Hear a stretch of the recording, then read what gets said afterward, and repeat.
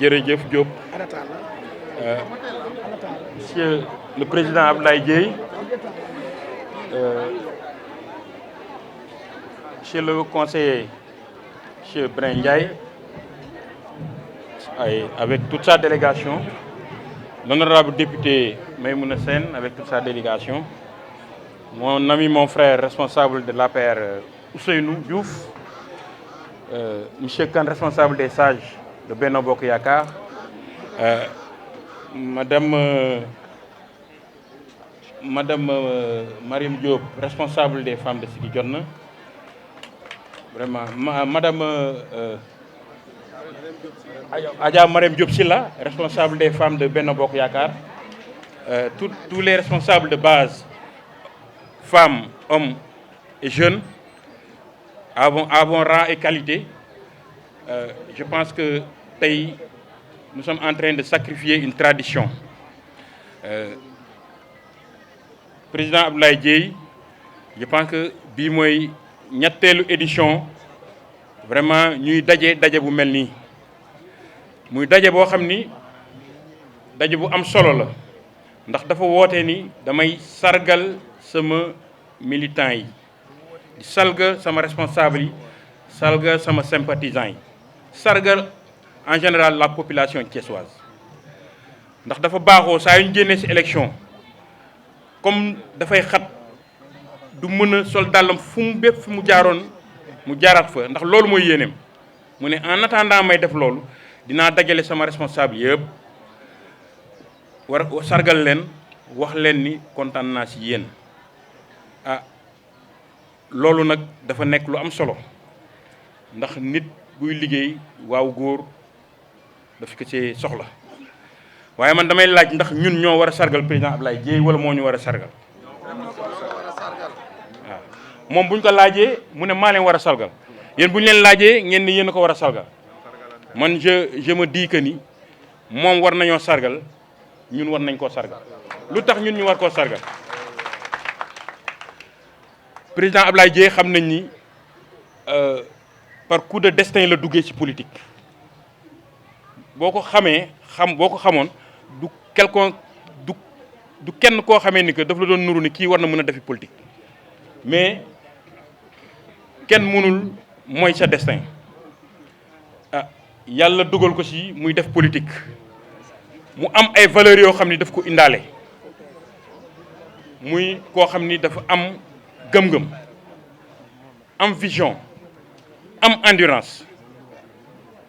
généreux parce que vision weesuwul nga ñëw ni je vais faire la politique autrement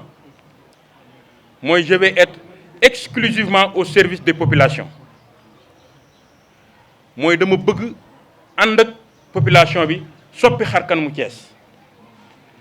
te defe naa ni bi mu ci duggee ba léegi defe naa ni néew na fooy jaar te jëfam nekku fa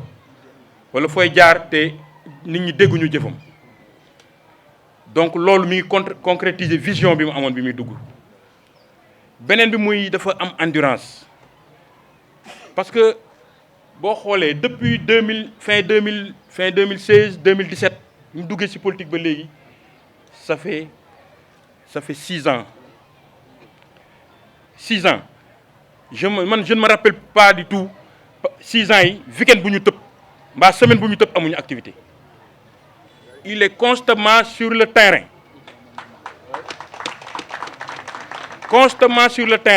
loxoom dugg ci fépp ci domaine yëpp social sport éducation santé loxoom dugg fépp mënuñu toog fii di lim jëf yi defe naa loolu moo ko jaay muy ku am gëm-gëm abnégation mooy lu mu bëgg il se donne les moyens atteindre ko gëm-gëm bi mu am dina fexe dem ba mu jeex te loolu aussi du ménager moyen du ménager finance am les moyens financiers les moyens humains les moyens techniques pour atteindre ses objectifs ndax lépp lu mu ci def xaalis la ci poosam la jugewul ci sama poos jugewul ci poosu keneen jugewul ci poosu Macky Sall ci poosam la ko jëlee ñëw jagleel ko population thiessoise. Mais man je vais mettre mes collaborateurs dans les conditions de travail pour atteindre les objectifs que je me suis fixés. lu ñu joxoñ mu dagg ñun ñooy dem ba yërëm ko lu ñu joxoñ mu dagg loolu doyul mu tabax siège bi nekk nii mu ne je vais mettre dans des conditions optimales de travail mooy dama leen di tabaxal siège boo xam ne bu ngeen bëggee daje fa ngeen di daje di waxtaan fa ngeen daje di réunion ça vous permet di def seeni échange di animer siège bi di bon en quelque sorte vraiment d'animer le mouvement looy nas looy nocci foofu lañ koy defee mu jël xaalis bu weex tàll tabax ko siège bi un siège flambant neuf ne dama leen ko jagleel pour vous mettre dans des conditions de travail. ah loolu moo tax aussi loolu si yoo xamee ni que moo tax ma ne ñun ñoo ko war a sargal parce que nous ces collaborateurs vraiment jooyuñu dara ñeewuñu tamit benn parti. C'est un mouvement mais qui déploie plus de moyens que des partis. Donc vraiment loolu dañ la ci sargal ah di ñaan yàlla lépp loo ci def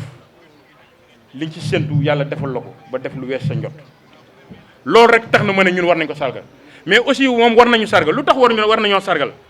ñun les militants yéen responsables yi yéen lu jig njaaga yéenee njaag militants yi lu jin njaaga yéenee njaag quelle que soit sa vision quels que soient les moyens bu mu am moom mënul jaay boppam su may wax ci langage commercial dama neen vous avez été de bons marketeurs jaay ngeen c'est un bon produit mais yéen tamit mën ngeen a jaay macha allah ndax jaay ngeen président Abdoulaye Dièye ba nit ñi ràññee ko waxuma Dakar waxuma kii Thiès waaye Sénégal ndax bi mu duggee ci langue yi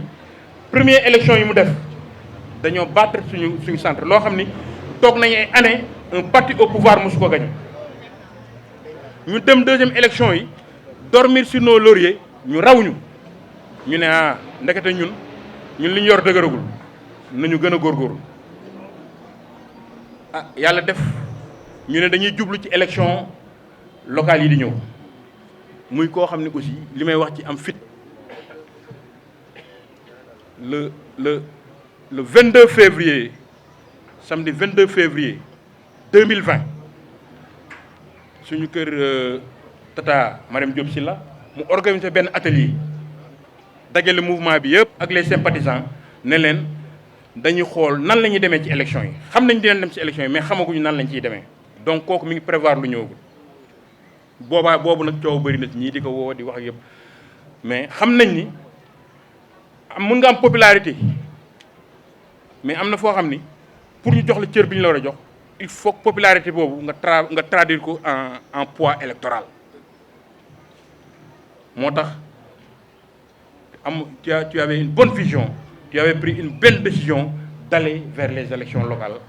à la tête d'une coalition seule ce qui loolu moo tax reconnaissance bi nga am ko te nit lu muy def ci àdduna reconnaissance la bëgg te loolu bu ko defee tey c'est parce que waa Siggi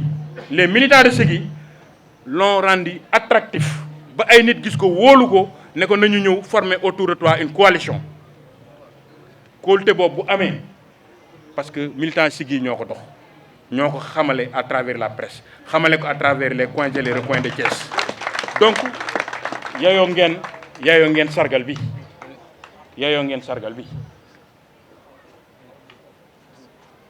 ah président mun naa taxaw ba fii ba suba di wax ndax vraiment j'ai été au début jusqu'à présent donc pour bañ a guddal rek bàyyi yeneen orateurs yi ñu wax dañuy wax ni dañuy sant aussi bu ñu santee militants de base yi pare dañuy sant les membres de la coalition And Siggil Thiès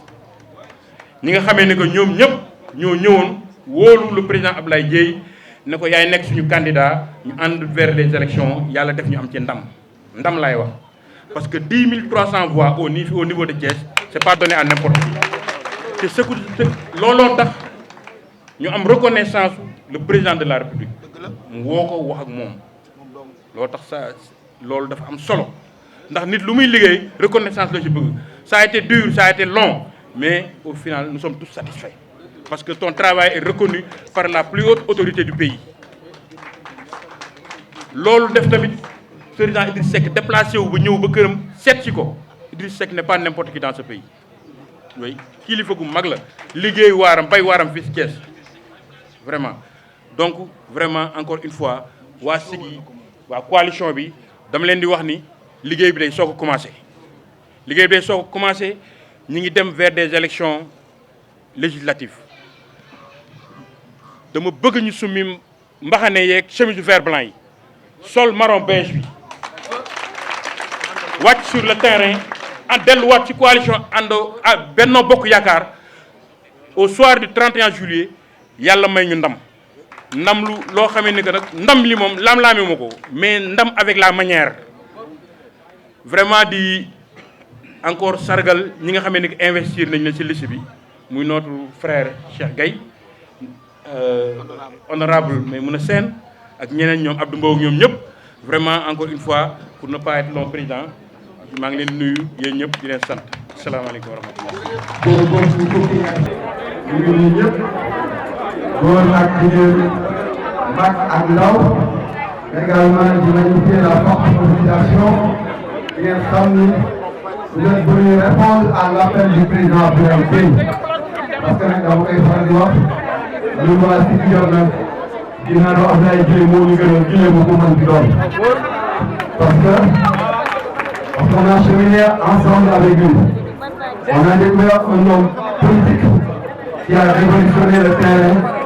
par un discours véridique, par un projet de société boo xam ne lépp lu ko wënd mooy liggéey ngir askan bi. Quelqu'un qui est venu pour servir et non pas servir. Quelqu'un qui est venu par ses propres moyens révolutionner le terrain politique. Une politique dëgg, politique jub, politique ngor. politique sociale boo xam ni lépp loo xam ni am na ko ci alalu boppam mu bokk ak askan wi mais dans cette dynamique là aussi mu inscrire son mouvement le mouvement Siggi Jotna et ses actions dans la politique sociale du président de la République son excellence monsieur Macky Sall mu nekk mouvement boo xam ne bi mu ko sosee dañu je vais accompagner le pouvoir politique parce que nag su bari Thiès taxee jóg su ma jàppale askan wi Thiès taxee jóg dama war a nag ànd ak ki nga xam ne moom moo yor pouvoir central pour que ensemble ñuy dóorandoo di xàccandoo pour que Thiès mën a bénéficier des chantiers de l'émergence. et que nag dañoo jógee ci benn dynamique am ay élections yoo xam ne dañ ko dégmal muy les élections législatives du 31 juillet. président Abdoulaye Dièye nag lii def ko baaxoo di def saa su ne bu jógee ci élection day woo ay responsables de base. parce que ñu fekk ñun ñëpp ay responsable la ñoo xam ni mbooloo mooy seen ginnaaw ñun nag comme suñu màggee ci base bi dellu wax fu nekk damay woo les responsables remercier leen jaajëfal leen delloo leen digal gërëm leen ci jàppale gi nga xam ne ñoo koy jàppale ak coono gi nga xam ne coono gi nga xam teg naa leen ko ci élection locale yi ñu jëm pour remercier leen pour delloo leen digal. loolu nag ku am reconnaissance moo koy def loolu nag ku am kóllëre moo koy def. loolu nag un homme politique boo xam ni fonk na ay njojam moo koy def donc monsieur le président merci d'avoir compris que ñi ànd ak yow ñëpp say naataangoo lañu merci d'avoir compris que ñi ànd ak yow ñëpp ànd nawle lañu ànd ak yow parce que nag li tax nit ñi jàpp la mooy que da nga fonk say militants ak say responsables bañ nga ko sax nee nga yow wutoo ay militants vous avez des collaborateurs parce que par respect aux personnes yi nga xam ne ñoo lay accompagner da nga bëgg saa su ne nga leen di delloo njukkal di leen jaajëfal. Merci d'avoir répondu à cet appel. Merci à nos invités qui sont venus aussi pour répondre, pour accompagner le président Abdoulaye Dièye pour ñu leen wax ni rek ñun lañ joxandoo loxo ñun ñëpp ensemble pour une victoire éclatante de la coalition Benno Bokk Yaakaar au soir du 31 janvier. Merci beaucoup. ah dama kontaan tey torop moo tax xam naa wax ji sax du bari maa ngi sant président Abdoulaye Dièye ci moom laay njëkkee. ndax président Abdoulaye Dièye yaakaar naa ne mooy sama président Macky Sall mooy président de la République mais ñun président Abdoulaye Dièye ñun daal mooy nekk suñu président maa ngi nuyu waa Benno Bokk Yaakaar bi yëpp parti d'origine du président Abdoulaye Dièye ba mu leen gisee tey gis naa réaction am ni mu kontaanee ndax namoon na leen man tamit bi ma leen gisee kontaan naa ndax fépp fu mu dem si yéen rek ànd na fa ak man kon ñoo ngi leen di dalal jàmm. maa ngi gërëm nag sama mbokku jigéen ñi commencé ko ci mouvement Siggi jot na ba ñëw ci la grande coalition ànd Siggil Thiès parce que fii ñu nekk tey président Abdoulaye Dièye fii la juddoo fii la yaroo fii la jànge kon bu ñëwee ba bëgg dëkkam dellusiwaat ci basam jënd fa parcelle tabax fa permanence pour ñu fay ñëw président Abdoulaye Dièye kooku dawul daayul dafa bëgg dëkkam mu def moo tax mu def lii mu def doomu dëkk day nuru dëkk ba waaye damaa bëgg dëkk bi damaa bëgg kër gi te nuroowul dëkk ba bëggoo doomu dëkk ba toppoo doomu dëkk ba luñ lay doyee kon waajaa ngi nii mi président Abdoulaye Dièye président Abdoulaye Dièye ñu ànd ak moom ñëw ci élection législative yële passé honorable Maïmouna Sène mën na ko seede ak honorable Abdou Mbow ñu ànd ak ñoom ànd bu rafet yàlla may ñu ndam ñu ànd président Abdoulaye Dièye dugg si roq yëpp gox-goxaan yi yàlla def ñuy ñëw tey ñuy ñëw ba élection locale yi ñëw président Abdoulaye Dièye war na nattu boppam nag parce que koo gis muy dem war ngaa xam mbubb ma la jàpp ak daal la yàlla jot kon président Abdoulaye Dièye dafa war a nattu boppam bi mu nattee boppam nag ba gis ko Thiès gis na ko bu baax ñun gis nañ ko bu baax a baax président Abdoulaye fii dafa xat bi ñu nee dañuy dem maire yi def fa meeting da nga ni déedéet comme damaa ñëw di joxe ay remerciements rek damay ñëw def ko sama buntu permanence donc kon coordinateur ca Yacine Diagne ak DC Amène Mbaye daal di ñuy wax ni woo leen responsable de base yi donc kon 20 comités électoraux de base yi boo seetloo ñoo fi nekk ak responsable yoo xam ne ñu ngi ci biir koñ yi ñoom la ñu woo tey pour suñu demee wàcce ko ci seeni base parce que président Abdoulaye Dièye def na un journée une quartier kon Thiès yëpp campagne bi ak pré campagne bi dara yendu ci koñ yi di proximité ci biir kër yi ak tànkam di toggaloo ay añ mu ñu fay fekk donc kon koñ bu ñu yendu rek añ yi foofu lañ doon fekk kon président Abdoulaye Dièye xam na koñ yi taa ci Thiès xam na koñ yi amul ndox xam na koñ yi lëndëm président yaa bëgg sa dëkk te bëgg woon ceinture maire dugal la ci woon bëgg Thiès rek moo la ci dugal kon suñu ñëwee tey le président Macky Sall bëgg majorité assemblée nationale wala nga war koo jàppale ñu war a gagné le 31 juillet assemblée nationale pour ñu mën ñoo kaasal suñu droit ci dëkk bi ndax am na ndaw su waaju fi nekk waaju gàtt la te mbaxane ma nóox waajooju lakkal na dëkk bi xëy na meluñu ni moom moo tax te président Abdoulaye Dièye melul ni moom moo tax kon ñoo ngi ñaan suñu jigéen yi ak suñu doom yi nañ xam ni nag ñoo moom dëkk bi Thiès gii ñoo ko moom nanu jox président Abdoulaye Dièye ci loxoom mu teg ko ci doyen Abdou Mbow teg ko ci Maïmouna Sène honorable teg ko suñu député yu ñaawul yi Mariam Diop Sylla sama turandoo teg ko ci seen loxo ñu boole lépp jox ko président Macky Sall ñu gagné assemblée nationale mën a gouverner la région du Sénégal kon nag président message bi yaa ma ko gën a xam di nga ko mottali président maa ngi lay dénkaat sa base école Iba Kati Ba na nga ko tege woon suñu loxo jëlaat ko nga tege ko noonu ci loxoy Benno Bokk Yaakaar président maa ngi la koy dénk bu baax président maa ngi lay dénk suñu zone est bi bu baax a baax président ouest ak nord def nga fa way wu am jom kon président jigéen ñi ñu ngi lay nuyu ndax formé nga jigéen ñi fi nekk capacité nga leen ci sa doole ak ci sa mën-mën président tey jigéen ñi siggi jot na ak la grande coalition bu ñu demee ba toog duñu tàllal kenn loxo président Abdoulaye Dièye moo tax barki démb lañu jeexal foire te lépp lu ñu exposé ci foire ba rek moom moo ñu fayal formation yi ñu def ko di ci liggéey di ko delloo suñu njaboot président su ma fi taxawee di wax si yow dama fiy fanaan te temps bi dafa xat guddi na kon maa ngi nuyu ñëpp di sant ñëpp sargal bi nag président da ngaa def lu rëy de yow ngay ànd ak ñun weer dañuy jox ndekki duñu jox añ duñu jox reer duñu jox xaalis 30 tonnes de riz nga teg ko fii ceeb ak diwlin saabu ak suukar lépp ngay dugg ko fii président ñëw sargaluñ nga duñu sargal kon jàpp leen am ngeen responsable ah président jërëjëf. donc député Abdou Mbow ñu ngi leen di wax ne gis ni que tey tàll nañ na loxo ak toute la coalition Benno Bokk Yaakaar ñu bokk ndey bokk baay dugg ci nit ñi wax ak nit ñi ba le 31 juillet ñu am une large majorité à l'Assemblée nationale gagné Thiès avec la manière jërëjëf. mbooloo mi fi teew yëpp ñu ngi leen di nuyu ku ci nekk ci turam ak santam à tout seigneur tout honneur à tous les responsables du Benno Bokk Yaakaar yaakaar naa bu mu ci jëlee président Abdou Mbow seppi ko ci mu yóbbaale ñëpp di remercier encore président Abdoulaye Dièye qui est mon frère damay faral di wax ni ñun Thiès yaakaar naa bu ñu parparloowul ñëpp ay mbokk lañ Abdoulaye Dièye maag moom ñoo jàngandoo bokk benn école kon tey politique warul tax lenn ñaaw Thiey Yacine Diagne bi nga xam ne tey moo doon wax sànq papaam moo ma ñaanal soxna sam papa tuddee na papaam doom c'est pour vous dire que Thiès ñëpp ay mbokk lañu kon nañ leen rafetal nañ leen ànd bu sincère Ahmed Mbaye wax na ko léegi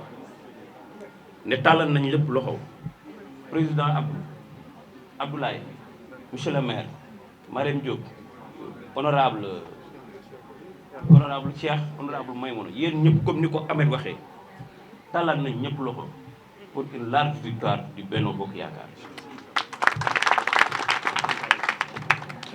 loolu nag bu loolu weesoo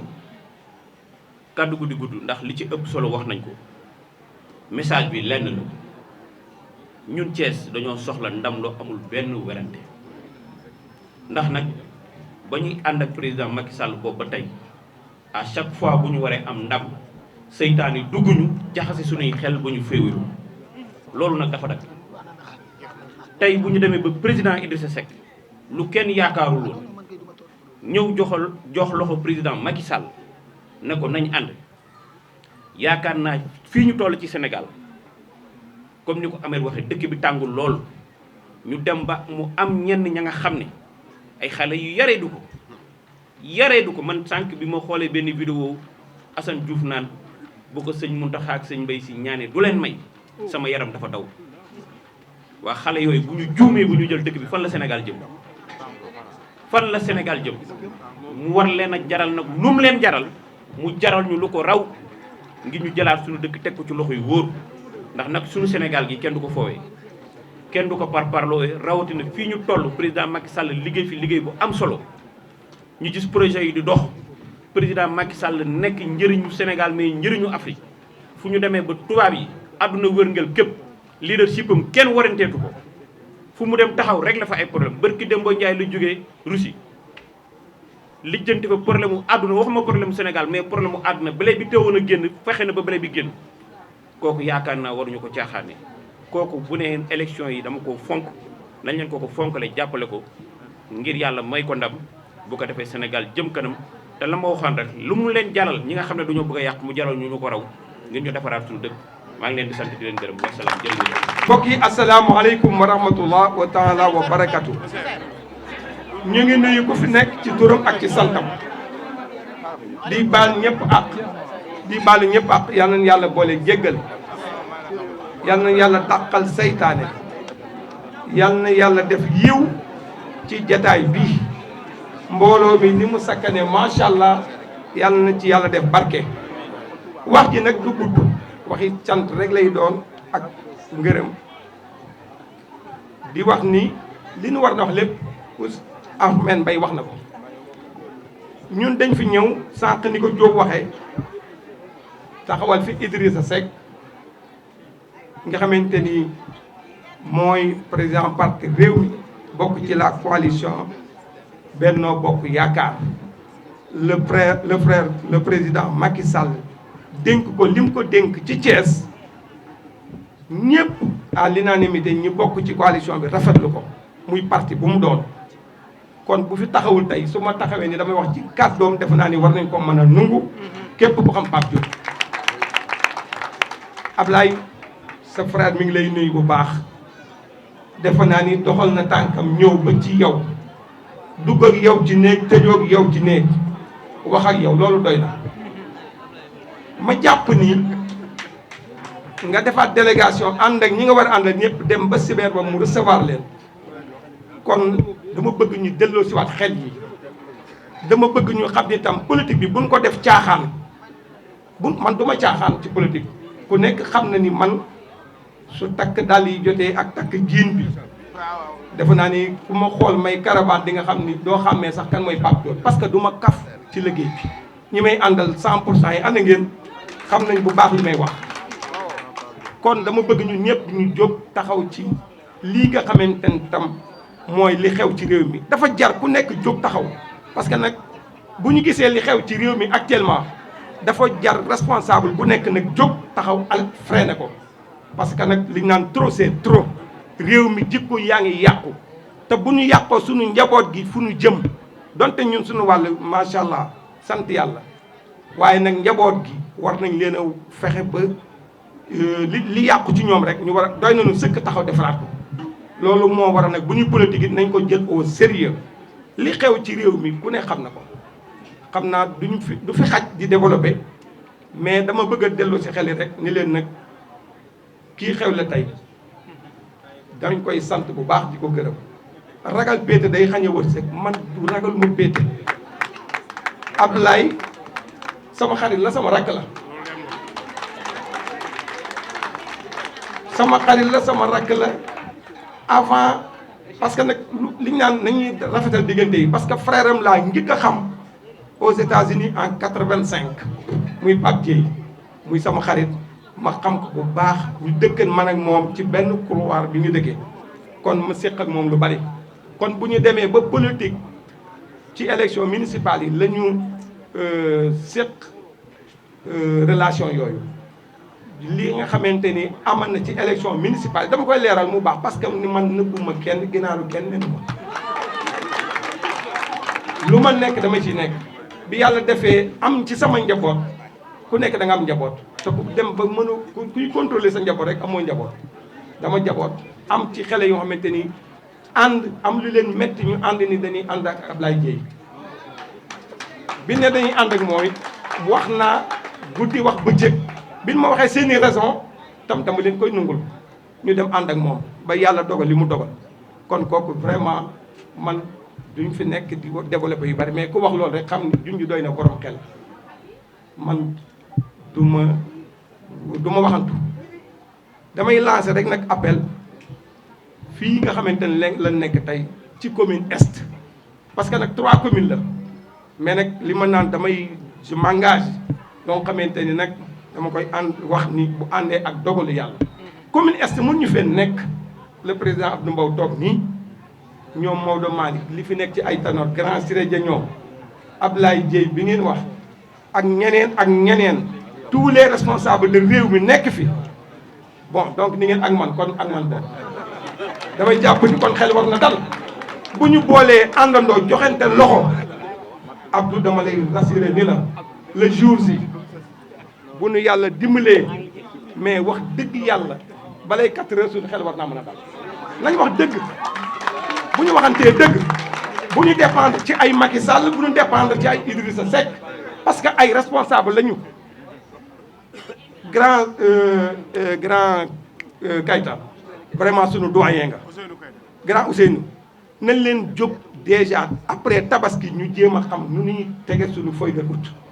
parce que nag du ñu nekk nag yor commune bu ëpp ci Thiès nga xamante ne nag buñ ko gañee wax dëgg yàlla xel war na mën a dal responsable yi ëpp itam dëkk fi kon dafa jaaduwul vraiment affaire bi mu ñuy yoxi Ahmed wax na lu am solo nan dugg ci kër yi nan wax ci place yi parce que am na lu ñu mën a présenter nag ci le bilan du président Macky Sall am na fi dëkk bii ñu fi nekkan yore commune yi am na lu ñu mën a wax ba tey am li ñu fi def mi ngi fi ne fang boo xante séntu weer jëlul boo xante am na lu ñu mën a def Ablaye Dieye lu mu fi deful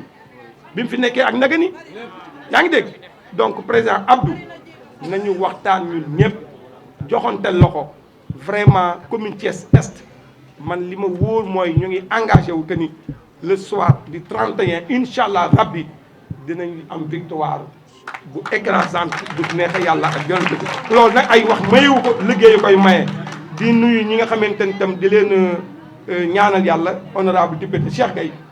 ak ñoom Aïda Gueye Goudia bi ñi nga xamante ni ñooy député yi nga xamante ni ak le frère Abdou ñi dëkk Thiès vraiment ak Maymouna Sène ngeen xam ni lépp lu ñuy def rek yéen lañ koy defal nañu teer tous les querelles nañu teer querelle yëpp nañu àndandoo bokk ndey bokk baay li ci am solo lii ñuy def du caaxaan man du ma nekk ci daray caaxaan kon damay dem ma toog sama kër li ma wóor daal bu soobee yàlla ànd nañu joxante loxo di leen sant di leen gërëm di wax ni le soir du 31 incha allah rabbi Ablaye bu neexee yàlla ñun ñëpp dinañ ànd mën a siggi jublu na ci yeneen projet bu neexee yàlla ñu ngi nuyu ñëpp di sant ñëpp di gërëm ñëpp jërë ngeen jëf. waaw xam nga olof nag day wax ne roof moom yàqul jën. Monsieur le Président Ablaye mon frère et ami maa ngi lay nuyu di nuyu monsieur le maire Pape Bassirou Diop di nuyu sama nijaay Ousseynou Keita di nuyu ma sœur Marème Diop Sila Bassirou Bokk maa ngi lay nuyu mon professeur Amath maa ngi lay nuyu Amath Camara di nuyu bu baax doyen Brin di nuyu mon frère Ousseynou di mujjee ci ki nga xam ne sama sœur la sama collègue la sama xarit la muy l'honorable député Maymouna Sène di nuyu képp koo xam ne kilifa nga responsable ma fekk la fii di góor jigéen mag ak ndaw di wax nag ne Ablaye maa ngi lay féliciter di la encourager di wax ne sama relation ak Ablaye Dieye je pense que ñi ànd ak moom xam nañ ko yàlla def na bi ñuy xamante politique amul parce que ñoo jàngandoo man ak moom Château d'Eau ñoo bokkoon école et ba mu dalee politique ak léegi ba fii may wax ak yow malgré qu'on n'était pas ensemble au niveau des élections locales musuñu am divergence sama diggante man ak moom musul am wax bu ñaaw sama diggante man ak moom te tey jii sama taxawaay fii su yombee c'est parce que loolu nga xam ne moom moo ñu lié depuis très longtemps dañ ko mus a sàmm parce que jàpp naa ne su lépp passé dëkk bi ñoo ko bokk te am na ay relation yoo xamante ni du deñ diggante ay doomu aadama donc Ablaye xam na li ma koy wax te man it xam naa bu baax li nga xamante ni nii moom lay wax te la réalité li am mooy Ablaye Dieye dem na élection am coalition est devenue une réalité à Thiès loolu mooy la réalité xam nga mag du nax boppam xam nga Olof Njaay day wax ne mag moom bu jaaxaanee di saw boppam rek lay tooyal te lii nga xam ne jàll na fi muy ay élection locale Pape Bassirou wax na ko sànq ay élection locale la ñu demoon sànq maa ngi dégg ba léegi ñuy wax oui coalition And Siggi Thiès c'est vrai c'est une coalition qui a montré ses preuves mais aujourd'hui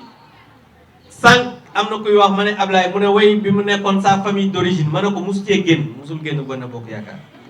ça aussi il faut que ça soit clair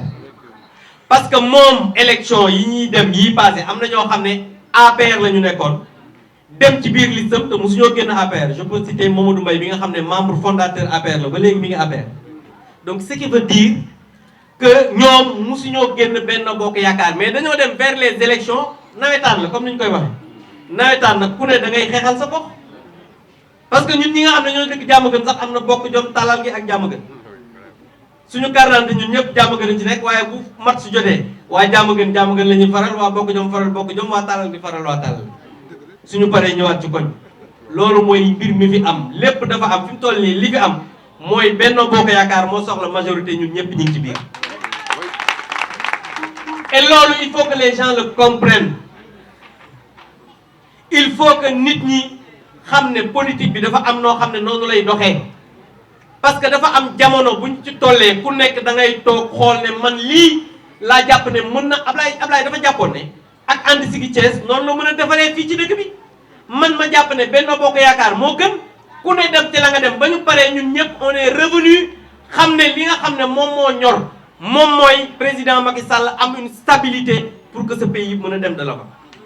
parce que tey dépassé nañ ay affaire u Ablaye Dieye Abdou Mbow Moussa Demba xam nga fan lañ toll l'avenir de ce pays mooy nan la ñu mën a def pour que président Macky Sall bi nga xam ne mi ngi teg ay jéego pour réew mi jëm kanam est-ce que ñi nga xam ne bëgg nañ réew mi bëgg nañ stabilité bëgg nañ développement bëgg nañ émergence ñooñu ñoo war a tey taxaw pour que président mën a am une majorité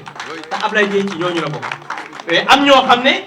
ñàkk teggin ñàkk kersa bëgg taal réew mi loolu kese moo leen tax a jóg.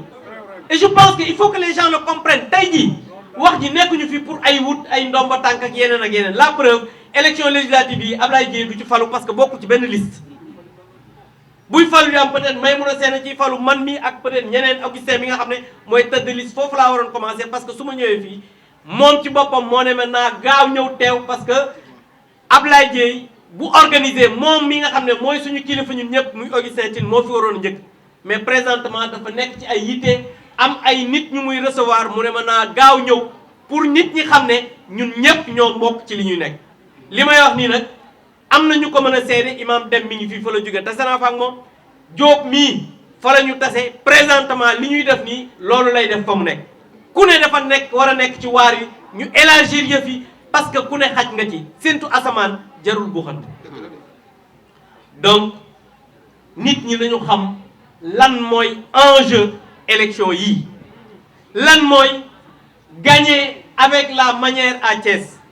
parce que yàgg naa leen ko wax aujourd'hui à Thiès malheureusement on est dirigé par des minorités ki gagné suñu commune fi ñu nekk nii 23% la am ñun ñu amoon 21 Ablaye am 20 donc ñun ñaar waxuma ñeneen ñi rek suñu boole woon lu ñu am waxuma la moom waaye du am sax ñaari conseil donc war ngeen a xam ne kon élection yi ñu jëm waxuñu waxu gagné parce que Pape Diop wax na léegi wax ji Pape Diop ku ne xam na ne su bëggee mën na te dina am su bëggee laa wax de sawar lool dina am waaye su bëggul it moom kenn mënu ci dara te comme moom nee na bëgg na dina solaat jiini parce que dafa simbi woon jiini nag bii paase bu ñu waxante dëgg rek léegi solaat na jiinam teg ay dàllam ànd ak ay rakam donc je pense que takk ndigam boole ci donc je pense que ces élections là leneen la ñuy wax maintenant nag il faut que loolu mu nekk bañ a nekk ay déclaration kese maanaam wax que mu doon loo xam ne dafay dëggu ci ñun parce que les hommes politiques souvent dafa am ñoo xam ne dañoo tàmm bu ñu taxawee nit ñi taxaw micro yi tiim leen ñu commencé nañu ànd nañu sincère nangam bu ñu demee def leneen il faut qu'on soit sincère ñu dëggu ci li ñuy def te xam ne mbir mi ku ne xaj nga ci et je pense que cette sincérité là man de personnellement gis naa ko ci nit ñi nga xam ne ñoo toog fii tey parce que nag ñun ñëpp ay mag lañ ay kilifa lañ te lii nga xam ne Ablaye moom la def ñu ñëw ci keneen bu defee leneen dañ ci war a dem ba pare ñu takk suñuy daal nag dem ci nit ñi wax ak ñoom parce que gis nga jël suñuy oto def ci ay sirène jël sabar nekk ci dëkk bi di tànkal nit ñi gañewul élection il faut que ñu dem ci nit ñi waxtaan ak ñoom sensibiliser leen wax leen enjeu yi nga xam ne moom moo am parce que léegi nii maa ngi wax ak Pape Diop ma ne ko sa doom ji nga xam ne judd na en 2012 kooku xamul Idrissa mais kooku dañoo war a waxtaan ak moom c'est pas parce que doomu Pape Diop la rek dafa war a ànd ak ñun déedéet il faut que ñu waxtaan ak ñoom wax leen les enjeux pour qu'ils comprennent exactement ce qui se passe cette jeunesse a besoin que ñu édifier leen wax leen lan moo xew ci réew mi ne leen président Macky Sall lii la def comme développement ne leen lii la def comme infrastructure ne leen wàllu jàng mi lii la ciy def li nga xamante nii moom mooy au niveau des infrastructures Thiès tali yi fi am lii la fi def éclairage public lii la fi def ci financement jigéen ñi lii la fi def parce que nit ñi foog nga wax leen lan la président def pour que ñu mën a ànd ak moom mais ñoo leen ànd ak président rek te waxoo leen dara duñu comprendre parce que jàpp nañ ne tey Thiès gii ñu nekk tali yi fi nekk président Macky Sall moo ko fi def et loolu il faut qu'on leur dise ça éclairage public bi président Macky Sall moom moo ko fi def li nga xamante ne nii moom mooy ay financement président mais wàllu assainissement mardi le ministre sera là pour dem xool li nga xamante ni mooy curage canaux yi li nga xamante nii moom mooy point bàyyi fële ni ñu koy waxati Mbambara dem sampaate lii nga xamante nii mooy maire yi ci dëkk bi bu ñu ñëwee dinañ ci ànd lambar-lambari dem wane ne ñoom ñoo ko defuñu ci dara. loolu aussi il faut que les gens le comprennent pour ñu xam ne c'est l'État aujourd'hui qui est en train de faire AR100 boo demee tali ba fa nekk tey jii maire yaag yooyu ñi ngi yaakaar ne ñoom ñoo ko defuñu fa dara c'est l'État. donc je pense que il faut que ñu wax nit ñi lan mooy la réalité nit ñi ñu xam fan la ñu jëm ak nan lañ leen ko war a demee mais loolu c'est au cours de la campagne ak après campagne ñii ñu nekkee di waxtaan ak nit ñi di leen expliquer lan la ñu war a def pour mën a avancer. li ci des nag mooy nous les responsables on prendra nos responsabilités de se voir ba pare ñu yaatalante ba gëmante jàmm ba pare xam ne ku nekk lii cëram na nga ko ko jox. Ablaye Dieye aujourd'hui suñu ñëwee mu organiser ñu ñëw ñu ne dañuy ñëw am na loo xam ne suñ ko waxee peut-être moom mën naa bañ a gis boppam mais ñi ma àndal nañ ne kat ñun suñu kilifa am na lu mu yelloo mais nit nag la mu yelloo da nga ko koy jox. parce que jàpp naa ne loolu mooy rafetal ànd mooy neexal ànd waaye boo bëggee toog rek du ñëw nga ne naa jël lépp je pense que am na foo xamante ni suñu fa yeggee nag les gens prendront leur responsabilité. donc voilà un peu li nga xamante ni bëggoon naa ko wax di wax ne man maa ngi baal ñëpp ak di baalu ñëpp ak parce que peut-être souvent incompréhension dina am parce que man sama position peut-être mënul jom mais xam naa ko parce que yàlla def na gënuñu jege président Macky Sall mais yàlla dafa def rek peut-être ñu nekkoon benn moment boo xamante ni peut-être on est avec lui on chemine avec lui te yàlla xam na ne lépp lu koy doxal lépp lu koy yokk suñu xëyee suba ba ngoon ci la ñuy dox Ablaye mi ngi nii toog du ma ko waxal lu dul dëgg on a toujours échangé man ak moom di waxtaan di wax loo xam ne mu xam ne moom jàmm laa ko yéene ma xam ne moom jàmm la ma yéene parce que nag aussi Ablaye Dieye c'est un homme d'affaires man may journaliste nekk député bokkuñu lu ñuy wut waaye ñun ñaar waruñoo mën a ànd mais parce que nag su fekkee ne man li muy wut dama ne waru koo am damay bëgg a soxor moom su ne li may te loolu amul suñu diggante ku nekk war nañ mën a travailler pour que chacun mën a servir li nga xamante ni moom ngay def et moom suñu waxalee yàlla lu baax mi ngi koy def di dimbali nit ñi à Thiès bu fekkee ne nit ñi mu àndal ñëpp amu ci parce que dafa judd fekk nit ñi di ndekki di añ di reer mënul yor ndekki añ ak reeru nit ñi mais c'est juste parce que jox na cër nit ñi déglu na nit ñi woote nit ñi ànd ak moom ku nekk sa wet ngay woote nit ñi ànd ak yow parce que c'est comme ça qu'il faut faire et je pense que la force de toutes les personnes moom mooy def une forte coalition donc voilà li nga xamante ni bëggoon naa ko wax di sant ñëpp di gërëm ñëpp wasalaamaaleykum wa rahmatullah. ñooy samay sympathisants samay militants samay collaborateurs mais également samay collègues de la coalition Benno Bokk Yakaar. J'aurais voulu donner la parole à tous celles et ceux que j'ai invités dans cette prestige sargal bi nga xamante ni je l'ai organisé pour remercier mais également rendre hommage aux militants et aux sympathisants de And Siggil Thiès bi nga xamante ni tey ñoo demoon ci élection locale bi maa ngi nuyu nos braves doyens de la coalition Benno Bokk Yakaar bu ma si jiitalee le doyen Brin Ndiaye mais également le doyen Ousseynou Keita responsable politique du parti PS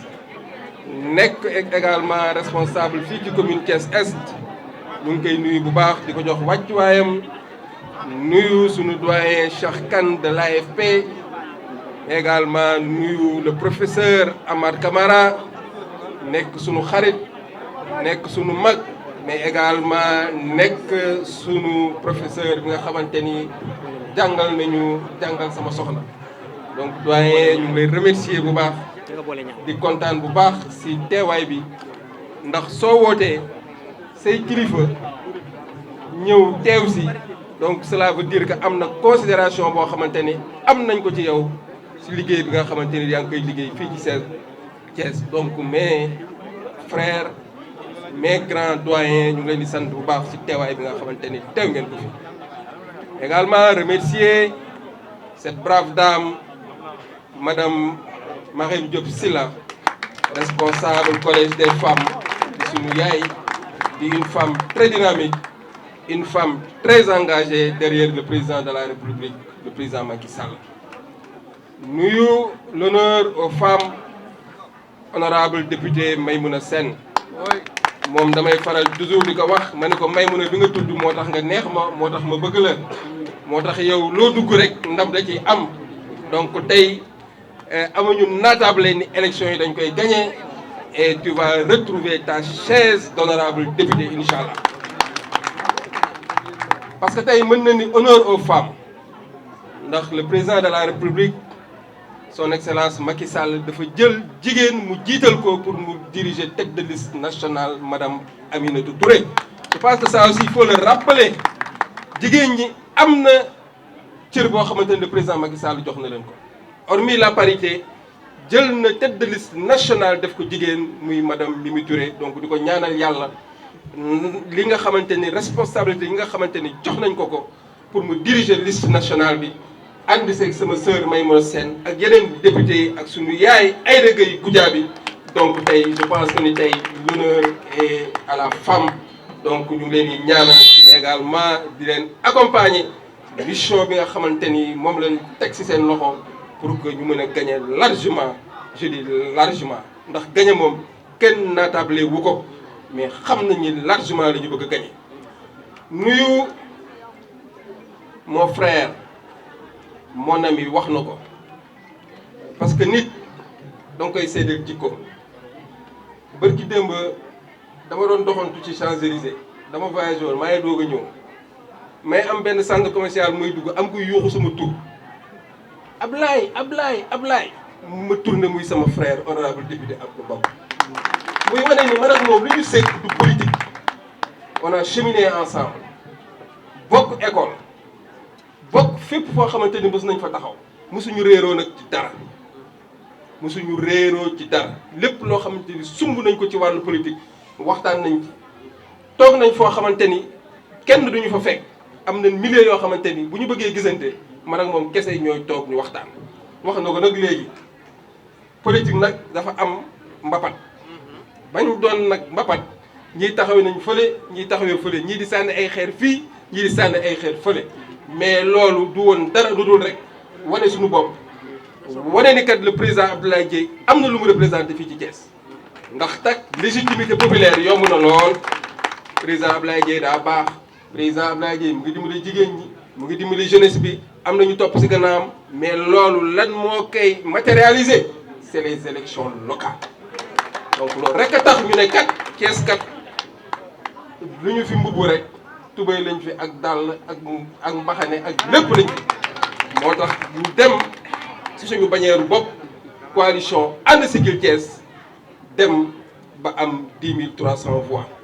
te loolu teewul ni fa ñu nekkoon démb ba léegi fa lañ nekk mënuma woon a def leneen moi j'ai été toujours un membre de la coalition Benno Bokk Yaakaar j'ai toujours soutenu la politique du président de la République son plan Sénégal émergent moo ma séduire ba ma ni damay wàcc ci terrain pour accompagner ko parce que man secteur privé laa nekk gis le bond spectaculaire bi nga xamante ni le président Macky Sall def na ko si yoonu secteur privé national. donc looloo tax ma jël sama engagement accompagner ko si politique publique bi nga xamante ni moom la nekk te loolu nag Thiessois yëpp xam nañ avant maa def politique yàgg naa taxawu askan wi donc nag ñun ñi nga xamante ni. ñoo nekk ci dëkk bi def politique de développement sunu responsabilité mooy accompagner ki nga xamante ni moom la fi yàlla teg ba pare nag muy def nit ñi di gis mooy le président de la République son excellence Macky Sall mais également nuyu monsieur le maire wax na ko ragal day xañe wërsëg péete day li wolof naan ragal péete day xañe wërsëg mon frère et ami Pape Bassirou Diop le maire honoraire le maire de la commune de Thiès Est di sama mag wax na ko parce que ay liens moo ñu boole moom ak sama mag la woon aux États-Unis depuis 1985 donc tey bu ñëwee lii am ñu ànd mu ànd ak man si fi nga xamante ni moom la ñu jógoon du moom sax moo ànd ak man mais ay militants waa 100% maa ngi leen di remercier vraiment yéen awma seen fay gis naa seen taxawaay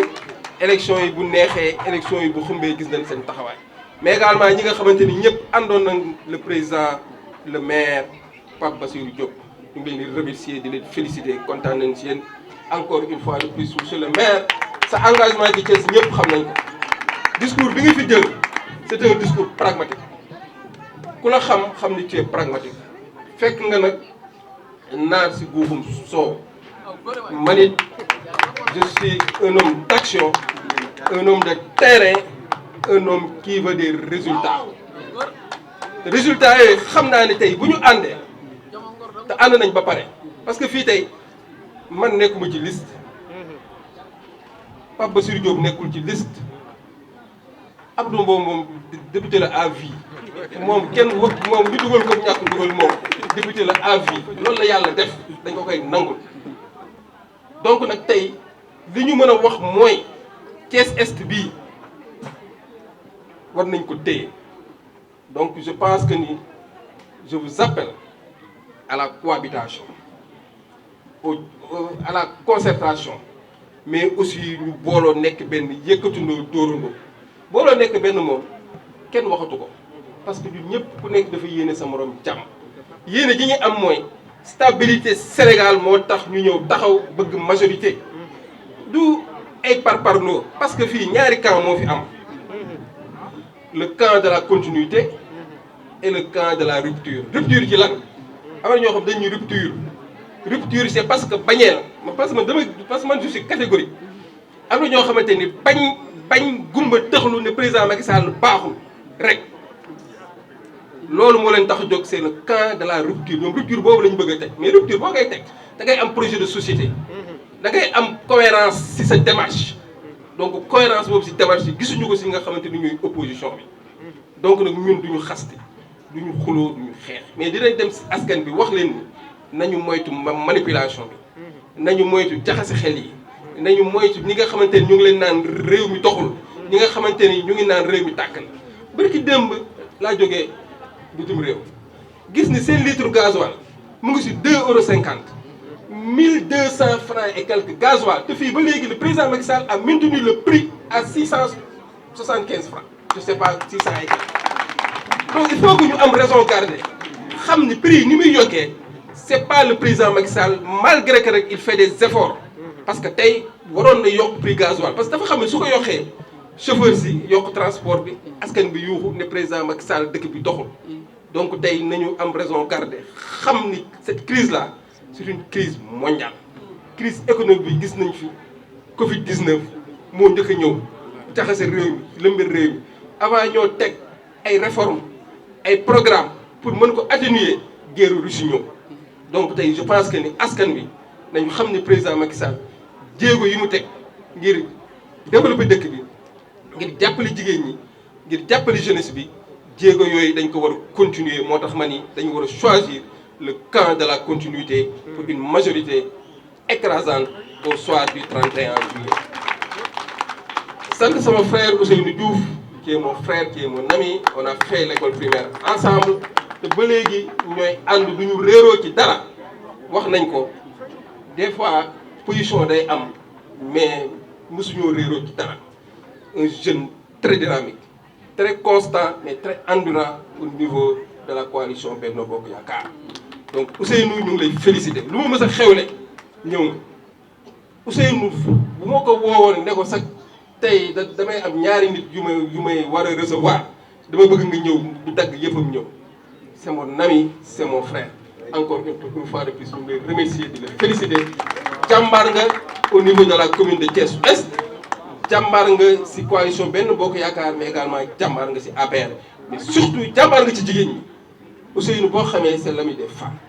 il accompagne les femmes mais également il accompagne la jeunesse donc encore une fois de plus félicitations ci teew bi nga xamante ni teew nga ko fii remercier nag la coalition citoyenne And Siggil Thiès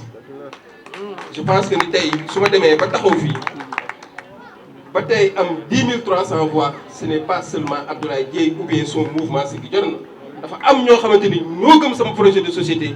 ñëw ànd ak man comme ni ko président Abdou waxee ñoo xamante ni APR lañ nekkoon ñëw ne dañuy ànd ak yow ci sa projet de société ñu liggéey toujours dans la continuité de Benno Bokk Yaakaar donc maa ngi leen di féliciter bu baax di kontaan ci ñoom DC Ahmed Mbaye merci encore ñu ngi lay honorer di la féliciter ci engagement bi nga am sans répit. Vous avez été très endurant mais également très courageux ci liggéey bi nga xamante ni dénkoon nañ la ko ba tey ñu am ci résultat mais également mention spéciale à monsieur Thiam. Donc Thiam le médiateur je pense que ni tey sunu logistique bi nga xamante ni moom la ñu yoroon ci campagne bi ñëpp xam nañ ko ñëpp ñu ko doon gis mais derrière cette logistique là il y avait monsieur Thiam. Modou Thiam donc liggéey si liggéey bu am solo nangu na ko lépp parce que logistique moom boo ko yoree xuloo yeeg xeex yeeg nit ñi dina sànni ay xeer jox ma t-shirt jox ma pancarte donc lépp mu téye ko muñ ko des fois sax mu xaw a tàng moo woo ko ndànk da ko gérer rek mu bàyyi gérer donc Thiam toutes nos félicitations ñu ngi lay remercier bu baax taxawaay parce que tey nag bésu sargal la foog ma sargal ñi nga xamante ni ñoom laa àndaloon ba tey lii ñu am war ko ñëw dolli ko ci Benno Bokk Yaakaar dañ ñëw sas nag 10 000 voix yooyu 15 000 la ñu bëgg pour waxu ko ci 15 000 yi Benno am dañ ni ñoom nañu indi 20 000 man may indi 15 000 donc ñu mën a am 80% ci élection législative yi jëm te c'est possible donc merci Thiam Biagui notre secrétaire vraiment l'homme loyal fidèle constant véridique vraiment ñu ngi lay remercier ci taxawaay bi tu as été toujours présent lu ñu woote nga yëg nga ñàkkul yëg ñëw nga taxaw merci encore mais également nuyu mon frère Mamadou Mbaye notre stratège en communication donc fu ma mës a taxawee di wax mu bind benn note gliseel ma dama waxal lii waxal laa donc nous tous nous sommes ensemble lépp benn la donc ñu ngi leen di remercier di leen sant ma sœur le maire madame le maire Mame Mbaye Guèye je pense que elle a été empêchée ñu ngi koy féliciter di ko remercier di ko nuyu ci taxawaay bi nga xamante ni amoon na ko ci élection yi nga xam moom lañ jëm notre frère Mamadou Diène le stratège en élection donc tey vraiment ñu ngi koy remercier di ko féliciter bu baax ci taxawaay bi nga xamante ni vraiment am na ko mon frère Malick Top merci gis nañ la gis nañ sa taxawaay rafet na trop mais également mes alliés yi nga xamante ni ñoom ñoo bokk ci corps artisanal ñëw ànd ak man ci liggéey bi gis nañ suñu frère Ndoye mu ngi nii taxaw suñu frère Malo du Revas ñoom ñëpp ñu ñëw ànd ak man ci mission bi donc tey occasion la ci man ma remercier leen sargal leen sant leen gërëm leen ci taxawaay bi ngeen xamante ni am ngeen ko parce que projet de société moom la ñu amoon construire Thiès la ñu amoon un programme boo xamante ni day répondre aux préoccupations sociales et économiques des Thiessois looloo taxoon ngeen bàyyi seen lépp ñëw ànd ak ñun encore une fois de plus Ndoye ñu ngi leen di remercier di leen jox tous les honneurs sant bu baax ñi nga xamante ni tey ñoo bàyyeeku ci Pape Diop ñëw ànd ak man sànq wax naa waa 100% mais y a quelqu'un tapis dans l'ombre très dynamique très effacé très efficace mais efficient dans l'action mooy sama frère Khadim Samb donc je pense qu'il a battu campagne seul moom man su ma nekkoon ci terrain bi wala ma nekk fii moom mu ngi faneen avec ses propres moyens et battre campagne il a été généreux dans l'action mais aussi généreux en moyens donc Khadim vraiment ñu ngi lay honoré di la féliciter xam ne tey mon frère honorable dama la koy wax Khadim Samb c'est quelqu'un boo xamante ne amal nañu njariñ ci commune est te élection yi ñu jëm je pense war nañ ko impliquer dans le processus c'est quelqu'un qui a vraiment un engagement à Darou Salam te mën na fa lu bëree bëri donc tey du may wax je parle sous votre contrôle ñu mën ko bàyyi xel bu baax a baax. meeting bi ëpp mobilisation ci est moom moo ko def. remercier notre tey sax dama ne woon am na koo xam foog mu jox ko distinction mais affaire yee xat mais distinction boobu dama koy jox du manière vocale mooy mon frère Cheikh Ndiaye. Distinction, mention spéciale. C'est lui qui a géré l'organisation de la campagne. tey su ma doon jël prix di ko joxe si élection yi nga xamante ni moom lañ jëm Cheikh Ndiaye de AJAT laay jël distinction bi jox ko te tey sous le contrôle de tout le monde Cheikh je vous remercie je vous félicite le président de l'organisation de la coalition citoyenne And Siggil vous avez bien organisé parce que derrière li ñuy gis li topp si Abdoulaye Dièye yëpp y avait une bonne organisation te yow yaa géré woon. donc nag sant sunu frère sunu sëriñ Salif Ndiaye ñëw na tey toog fi di sunu mag di sunu sëriñ di sunu lépp représenté fi sëriñ Moustapha Sy Al Amin di sunu sëriñ di sunu xarit sunu lépp am si ñun yéene am si ñun yaakaar donc encore Salif ñu ngi lay remercier di la yóbbante ci sëriñ bi moom aussi ñu ngi koy sargal di ko remercier si ñaan yi nga xamante ni moom ñu ko doon ñaanal mais nag mention spéciale su ma ni woon damay décerner prix damay jëlaat prix boobu ci Cheikh jox ko sunu sëriñ Mouhamed Djité sëriñ Ahmed Djité vraiment sant naa ko gërëm naa ko moom dama ko waroon a décorer ndax taxawaay bi nga xamante ne am na ko au niveau de la commune de Thiès Est ànd ak ñun suba ngoon guddeeg bëccëg li ma gën a neex ci mbir mi mooy tey bi ma président Macky Sall woowee pour ñu gisee loolu aussi vraiment yéen laa ciy sant parce que président Macky Sall aussi bu woowee nit remercier ko sant ko c'est parce que derrière nit kooku dafa am ñoo xamante ne ñoo tax président ràññee ko mooy yéen militants yi yéen sympathisants yi yéen responsables yi président Macky Sall wooñu sant ñu gërëm ñu wax ñu loo xalaat ci élection législative ndax bëgg nga dugg ci liste man ko président moi je veux te mettre à l'aise man je peux être utile ailleurs que ay nekk ci liste sama frère bi doyal na ma sëkk taxaw assemblée nationale parce que mat na ko sëkk Abdou Mbow sama sœur Maymouna Sène mat na sëkk taxaw assemblée nationale donc ñun on peut être utile ailleurs parce que ñun ay hommes d'action lañ ay hommes d'affaires lañ ay fu ñu dem wuti ay des forces des ressources pour jàppale askan wi loolu moo ñu tax a jóg loolu la ñuy liggéey mais mais ñu ngi remercier le président Macky Sall parce que nag nit bu la autorité amee cër bu la jox da nga koy sant da nga koy gërëm donc ñu ngi koy remercier di yóbbante président Abdou Mbow ci moom ne ko santal ñu le président Macky Sall parce que xam na fi nga xamante ni teg nañu fa mais également teg na fa la coalition citoyenne And Siggil Thiès mu ngi leen di féliciter yéen ñëpp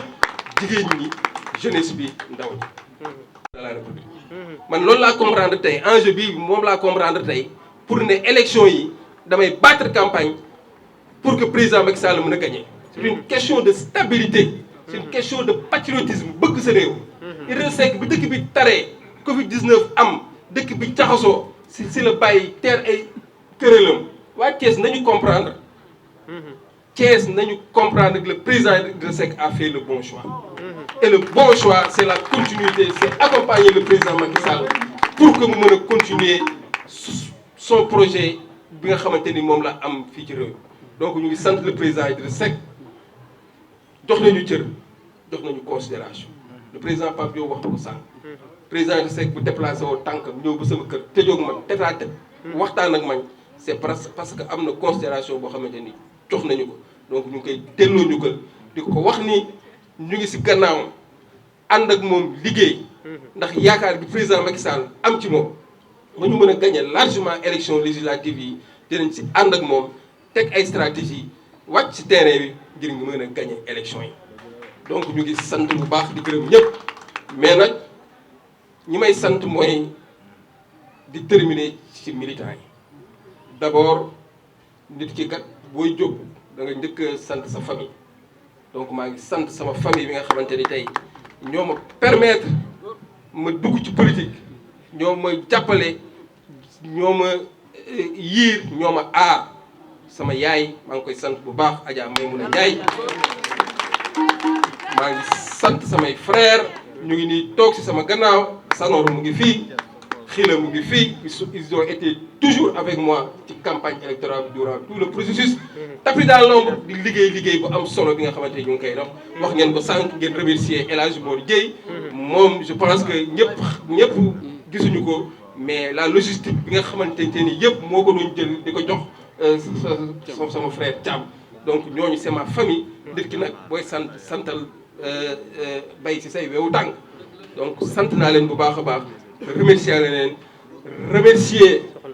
soxna yi bu baax a baax ci taxawaay bi nga xamante ni am nañ ko remercier samay doom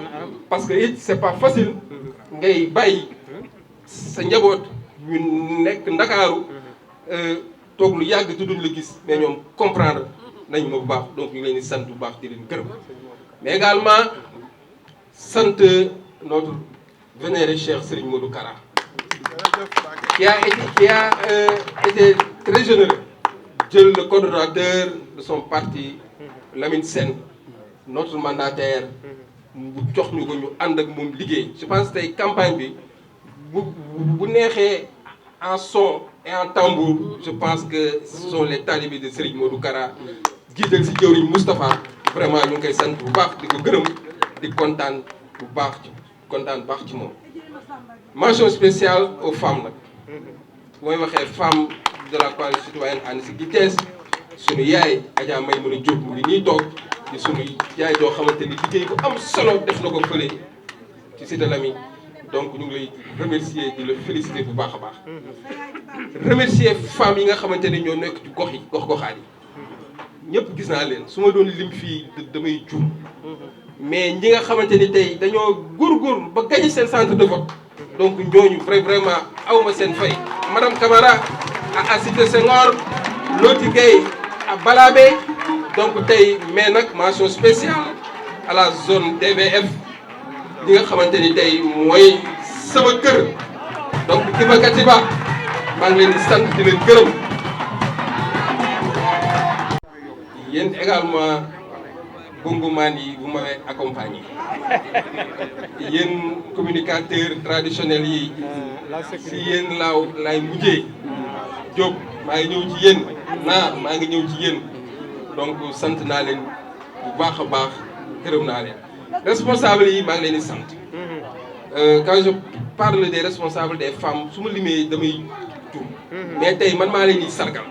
maa leen di sant parce que politique jigéen la politique jigéen moo koy def di leen wax ne rek yaakaar gi ngeen am ci man yaakaar googu day continuer ndax tey tout d'abord dama waroon a jéggalu ndax bi élection yi weesoo waroon naa jóg sama tànk dox këroo kër comité électoral bu si nekk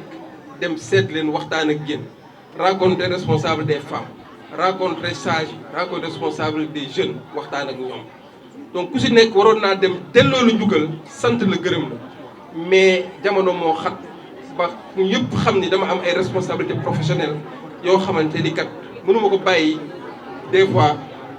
def ko donc loolu rek a tax ñu si bëri gisuñu ma mais gis boobu dina am parce que tey nag l'heure est à la mobilisation parce que lii cérémonie de sargal la mais également cérémonie de remobilisation des forces te loolu si jigéen ñi la ñu compter jigéen ñi la ñu compter pour que ñu remobiliser pour que élection yi ñu mën ko gagner ndaxte continuité bi mooy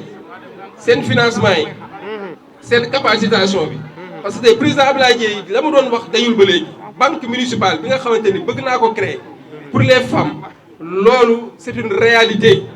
c'est un projet ambitieux mais également un projet qui est réalisable donc jigéen ñi xam ngeen président Abdoulaye Dièye am na fu mu leen teg parce que élection jigéen moo koy gagné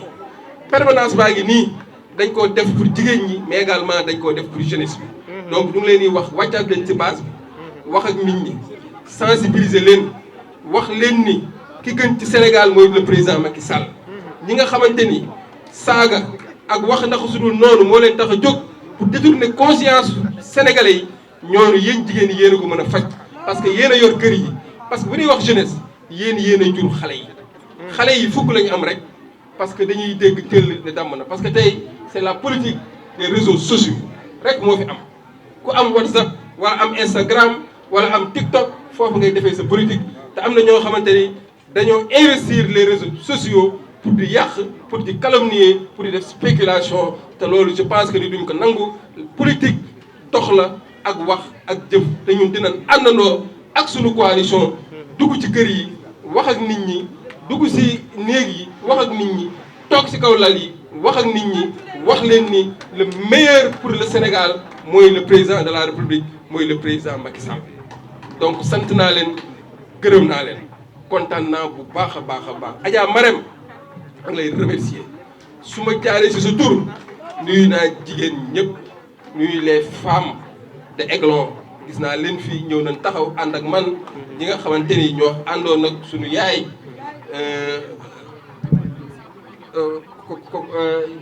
ñoom ñoo àndoon ak ñun ci élection yi liggéey bu am solo nuyu waa Balaabe nuyu waa Cité Pilo vraiment gis nañ suñu frère Abdourahim donc gis nañ seen taxawaay gis nañ seen liggéey parce que tey liggéey ngeen liggéey bu am solo mais également nuyu waa Darou Salaam waa Cité Lamy nuyu commune de Thiès Est yëpp nuyu waa Grand Thiès mais également nuyu nag parce que ku xam président Abdoulaye Dièye xam ni newul woon rek ci commune Est muy woon commune nord également mu ngi woon commune ouest la Lionne du Nord sama coordonnateur madame Oumou Kébé encore une fois de plus toutes nos félicitations gis nañ sa liggéey gis nañ sa taxawaay yow tu es une femme qui développe l'entrepreneuriat démb rek ñëw nañ si exposition bi nga xamante ni yéen kon def foire nga jël si les femmes de la coalition And Siggil Thiès ñi nga xamante ni dañu bénéficier woon samay formation nga exposer seen produit à travers le programme de GIZ benn ONG allemande di ko gérer donc femme de développement nga te kontaan nañ si yow parce que élection yi vous avez mouillé maillot yéen waa zone nord liggéey bu am solo te loolu aussi vous l'avez fait avec à l'endroit de mon frère Djibi Dièye Djibi merci encore une fois de plus toutes nos félicitations si liggéey bi nga xamante def nañ ko Moustapha Nguirane merci encore